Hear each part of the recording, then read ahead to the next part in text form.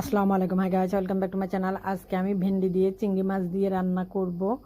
ভেন্ডি মাছ দিয়ে চিংড়ি মাছটা রান্না করলে খেতে কিন্তু অনেকে ভালো লাগে। অনেক আপুর ভাইয়েরা বলে কি ভেন্ডি রান্না করলে খেতে ভালো লাগে না, একবার রান্না করে খেয়ে দেখবেন, সত্যি অনেক ভালো লাগে। ভেন্ডিটা কিন্তু অনেকেই রান্না করতে জানেন না।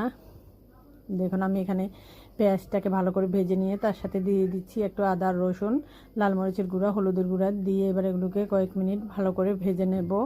ভেজে নেওয়ার পরে দেখুন দিয়ে দিচ্ছি চিংড়ি মাছটা একেবারে ভেজে মচমচে করে নেবেন, তাহলে কিন্তু তরকারিটা খেতে খুবই টেস্ট লাগে। তারপরে দিয়ে দিচ্ছি দুটো টমেটোগুলোকে কয়েক মিনিট ভালোভাবে ভেজে নেব।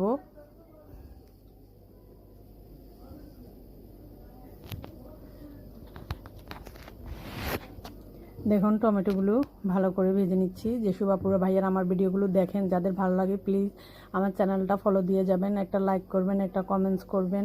এত কষ্ট করে ভিডিওগুলো করি, তারপরে কেউ যদি লাইক কমেন্টস না দেয়, সত্যি দেখে মনটা কিন্তু অনেক খারাপ হয়ে যায়। যেসব আপুরা ভাইয়ারা ভিডিও করেন তারা অবশ্যই বুঝতে পারেন যে একটা ভিডিও করতে কতটা সময় দেওয়া লাগে, কতটা এর পিছনে খাটতে হয়।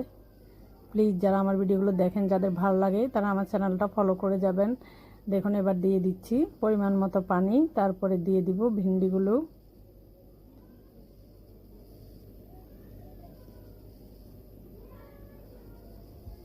টমেটোটা দিয়ে তারপরে পানিটা দিয়ে এবার ভালো করে নাড়াচাড়া করে উপর দিয়ে আমি ভেন্ডিগুলো দিয়ে দিচ্ছি।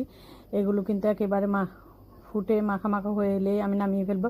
ভেন্ডিটা কিন্তু খুবই নরম, আপনার বেশিক্ষণ সিদ্ধ করা লাগে না, কয়েক মিনিট ফুটলে হয়ে যায় ভেন্ডিগুলো। দেখুন এবার একটু আমি এগুলোকে নাড়াচাড়া করে আর একটু ঝোলটা কমিয়ে নেব, আবার কয়েক মিনিট ফুটাবো। দেখুন হয়ে গেছে আমার ভেন্ডির তরকারিটা। আজকের মতো এখানেই শেষ। আল্লাহ হাফেজ, সবাই ভালো থাকুন, সুস্থ থাকুন।